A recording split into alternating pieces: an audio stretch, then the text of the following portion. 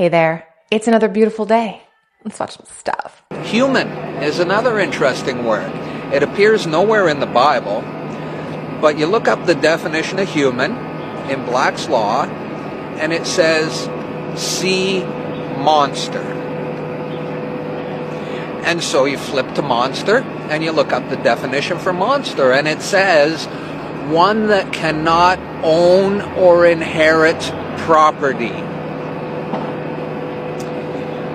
Now, all governments have human resource departments, and all corporations have human resource departments. Isn't that interesting? Job is another interesting definition. Job is defined as public business for private dishonest gain is the definition of job. Now, I have never heard, go figure, right? Never heard of Black's Law Dictionary. And this was a suggestion from Jerry Howard, along with a lot of the other clips that we're going to see in today's episode, because he always has the most fantastic brain food. I love it. And today, this is just a little sneak peek at the Black's Law Dictionary. We're going to learn a little bit more about it over time, and I'll throw some things in here and there, and hopefully figure out some stuff. Fun fact. A man in China has been sentenced to 15 months in jail for running a streaming farm. The man, known only as Wong, had 4,600 phones set up to various VPNs and networks, and then would take payment from live streamers to have his streaming farm tune into their live stream to boost the stream's performance and artificially inflate the viewer count. His streaming farm was also able to like and comment on streams to make it seem like there were real people watching the live stream. In doing so, Wong was able to collect $415,000 in payments from live streamers in just 4 months. But after a number of streaming sites reported fraudulent activity on their platform to the police, Wong was tracked down and arrested. He was then sentenced to 15 months in jail and had to pay a $7,000 fine. I don't know if that was intended as a deterrent, because I did some math and that makes some frickin' sense. Because he made $415,000 in 4 months. And then he had to spend 15 months in jail, but only had to pay back $7,000, which means he made a $408,000 profit off of 19 months, about a year and a half. That's freaking good money. That's really good money. Huh, I'm in the wrong business. It was a year and a half ago in January 2015. I received an email from a retired 60-year-old U.S. Navy petty officer, first-class flight engineer. He asked me to only call him Brian to protect him because he works in an aerospace company today. He entered the U.S. Navy in 1977 and retired 20 years later in 1997 from the military. He and his C-130 crew encountered high strangeness in Antarctica from 1995 to 1996 several times. They all saw rapidly moving silver discs over the trans-Antarctic mountains. Brian and his crew also saw a huge football field-sized hole in the ice only about 5 to 10 miles from the geographic South Pole that was supposed to be a no-fly zone. But during an emergency medevac crisis, to speed up their trip, they flew across that no-fly zone and saw apparently what they were not supposed to see. A huge hole in the ice that looked like it was an entrance to an underground installation. Later at camp near Marie Birdland, some dozen scientists disappeared for 2 weeks. When they reappeared, Brian's flight crew was assigned to pick them up, and all were silent and appeared scared.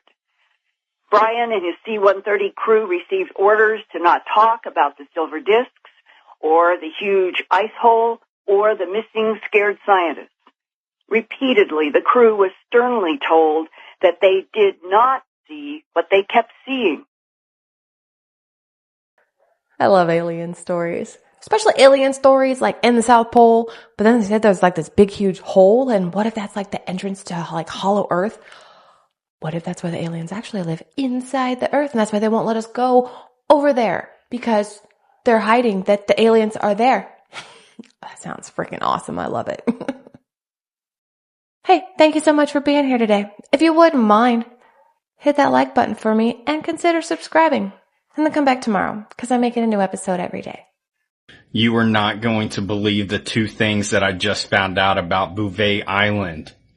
I'm sure we've all watched Aliens vs. Predator. But do you remember this, where they show pyramids in the background? Well, it's to this island, exactly. And here's another one that is strange. A Norwegian news article talked about the island, but also showed an image of it, and you can see that it is not 99% ice. In fact, it has a lot of greenery. Here's the weather station there. Here's another image of it. And now this one is where your mind is blown. Does that not look like a pyramid? And if you remember, this is what ends up happening in Aliens vs. Predators. You're not going to believe the 2 things that I just learned about Bouvet Island. First is that Bouvet Island actually exists. I didn't know that. That's friggin' rad. And the second part is that it was actually the island that they went to in AVP. So if this island actually does exist, which I am being told now that it does it actually have a pyramid on it, or was that just like, a little Hollywood going on there?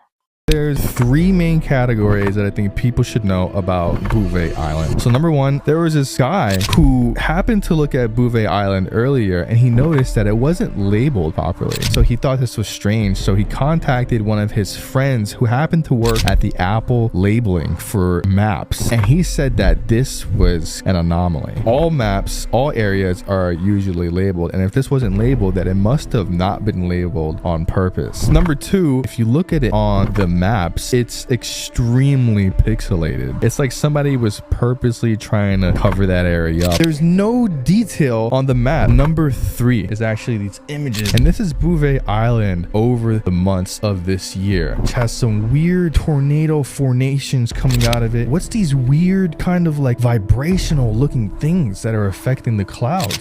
Here's another one. So what's interesting about this, bro, is that the scientists around are saying, oh, it's just instrument anomaly, but then you overlay that with the satellite imagery and you start to see, well, no, there might be some weird kind of like sound artifact coming out of Bouvet Island.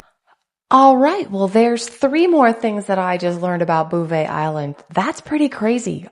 I'm going to keep an eye on this. I'll probably revisit it in a while. I'm going to throw it up on the board and check in from time to time because that's kind of cool. This man explains how he's going to live forever, and Tucker Carlson just interviewed him. And what he said at the end of this clip is absolutely disturbing. Those would not include injecting yourself with your son's blood, right? That's right. Why'd you do that? And one day I was talking to my dad and he said, I need to tell you, I had this really scary situation where he said, I wrote a brief, I walked away, I came back and I saw that my words were a jumbled mess. I was experiencing cognitive lapse and I wasn't aware of it. He's 71. He said, I'm terrified of losing my mind. Yes. And I said, Dad, how interesting, because right now the team and I are talking about plasma infusions. And so I said, if you're interested, I'm happy to give you a liter of my plasma. And then my 17-year-old son was there and he's like, hey, if you guys are doing it, I'm in. So my son gave me a liter of plasma. I gave my dad a liter of plasma. The data showed that in me, there was no effect. But in my dad, his speed of aging reduced by 25 years. Okay, so now we're getting into the theories about taking the blood of children. So this is very common. We do organ transplants. We all donate blood. So it's just in a slightly different frame, but it's very much a part of. Well, it's a recognizable frame. And by the way, I'm not endorsing any of this, but there is a frame, to use your word, on the internet of like super rich tech billionaires living forever on the blood of children. Yeah. Not a super appealing frame, I would say. Yeah. This is that. Yeah, and we did it openly. I've got one more clip on this guy, and then I gotta say some stuff. I left my mother's womb 45 years ago. But my left ear is 64. My diaphragm is 18. And then I have hundreds of ages throughout my whole body. My heart is a dozen different ages. My lungs, different ages. There's a certain way a 10-year-old's heart is shaped and the way it functions. And that's different for a 20-year-old and a 30-year-old and a 50-year-old. And so we're trying to achieve in my body both it looking like and functioning like the younger biological age. We're as old as our oldest organ. So this guy, right, he spends like between $1 and $2 million per year to slow his aging. He's doing it with the blood transfusions. He's working out. I saw like a few clips with this insane workout routine that he does every single day. And I'm like looking at this fella going, honey, it's not working. Because you can see Like his hair is thinning. If you go back and look at it, his hair is kind of thinning and it looks like it's been dyed. Like it looks like a bad dye job. And his skin is uneven toned like somebody in their 40s. Hello. So I think he's wasting his time. Supposedly, all of this stuff that he is doing is making him age 25% slower. So every year that we age, he ages 9 months, right?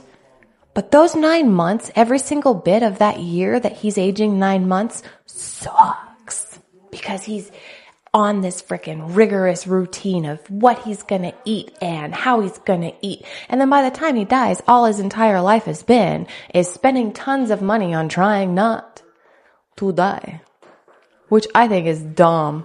I'd rather live a lot shorter and have a fantastic time. I don't want to live to be that old. Some breaking news into us just now. For more, let's cross to our Home and Security editor, Mark White, because Mark, the English Channel. Yes, it just goes from bad to worse in terms of the numbers crossing, and we've reached another milestone today with the news that 7,000 Channel migrants have now crossed in just 8 weeks since Labour came to power, an indication that this particular crisis is not slowing down in any way, shape or form. And that 7,000 figure is just being reached as we speak. In the next few minutes, another Border Force vessel due into Dover Harbour with we believe at least 50 migrants on board. That will take it to more than 150 today. Follows on from 614 who crossed yesterday, 525 the day before. You can see where I'm going with this. It's just never ending. 20,500 for the year so far. So apparently a lot of people are crossing the English Channel to get to Britain. And people in France are like, hey, not people, but the government is like, hey, you can stay here. You can seek asylum here. It's fine. But they're like, no, they're going to go to Britain in these little rubber dinghies across this treacherous channel. And a lot of them, they aren't making it, but people are still, going. There's dogs fighting outside the room. Well, they're playing. But so these people are risking their life to go to Britain. And I don't know why. So apparently there's going to be some kind of meeting or something where they find out why they're going to Britain and what France can do to help, I guess. They say in a few centuries, global warming will have us underwater. But Japan is clarifying that this is all lies. Cause how the fuck the 7,000 unknown islands just wake up in your waters one day? Now they're saying Japan's going to double in size. Or maybe it's because they haven't done a survey since 1987.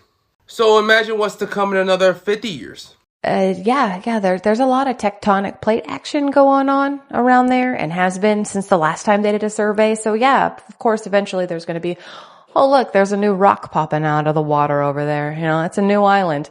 Oh, hey, look, there's another rock over there popping up out of the water, and so forth and so on because of all the tectonic activity. And I think their plates do this stuff, right? So it pushes crap out of the water, which is, the nature of Earth. That's just what it does. We also found a continent on Earth that has been missing for 375 years. It's called Zealandia. And yes, there are people there. Hello, my friend. There might be a misunderstanding here. While it's true that there is a huge landmass submerged underwater close to the size of Australia, it has not been missing for 375 years, nor are there people living on it, unless you count the people of New Zealand, but in that case they haven't been missing. Scientists believe that the landmass has been submerged for at least 23 million years. Now, what did happen recently was the completion of mapping the landmass, which concluded in 2023. Hope that makes sense. He had dogs in his background too. So what happened is I'm finding all these clips of people saying, hey, we found this new continent. It's been missing for 300 and something years. And I'm like, what? That doesn't make sense. But I wasn't able to share them. They're like, no, you can't share my stuff. So I couldn't share them. And then I found this one and it is the really fast talking and then this guy explaining it away. So We didn't find any new continents. It's just, it's under the water, and it's a huge landmass, which is pretty much all of underneath the water. Now that have banned the use of fluoride, China, Austria, Belgium, Finland, Germany, Denmark, Norway, Sweden, the Netherlands, Hungary, and Japan.